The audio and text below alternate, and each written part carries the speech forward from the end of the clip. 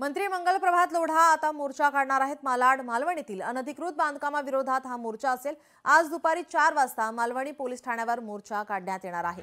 काँग्रेस आमदार असलम शेख यांनी दिलेल्या इशाऱ्यानंतर मंत्री लोढा यांच्याकडून मोर्चाची हाक देण्यात आली आहे। रोहिंग्या आणि बांगलादेशींविरोधात ही मोर्चाची हाक देण्यात आलेली आहे। असलम शेख यांच्या घराबाहेर नागरिक एकवटणार आहेत। आपले प्रतिनिधी भूषण शिंदे आपल्यासोबत फोन लाईनवरून जोडलेत। भूषण, काय अधिकची माहिती? नक्कीच मागील अनेक दिवस मालवणी जो मालाडमधील परिसर आहे तिथे अनधिकृत बांधकामावर कारवाई सध्या होत असताना पाहायला मिळाली। मात्र या कारवाईला कुठेतरी असलम शेख यांनी विरोध केला असं मंत्री मंगलप्रभात लोढा यांचा आरोप आहे।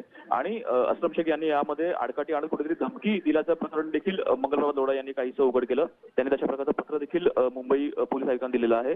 मात्र या सगळ्या विरोधात आज तेथील पोलीस ठाण्याच्या विरोधामध्ये सध्या मंत्री मंगलप्रभात लोढा हे आंदोलन करणार असल्याची माहिती मिळत आहे। साधारण 4 वाजता हे आंदोलन सुरू होणार आहे आणि एकंदर भाजप युवाकडनं हे आंदोलन केलं जाणार आहे। आणि या आंदोलनात स्वतः मंत्री मंगलप्रभात लोढा सहभागी होतात हे पाहणं महत्त्वाचं असेल। मात्र त्यांचे पदाधिकारी आणि अनेक कार्यकर्ते तिथे सहभागी होतील। जी, धन्यवाद भूषण, आपण दिलेल्या या सविस्तर माहितीसाठी।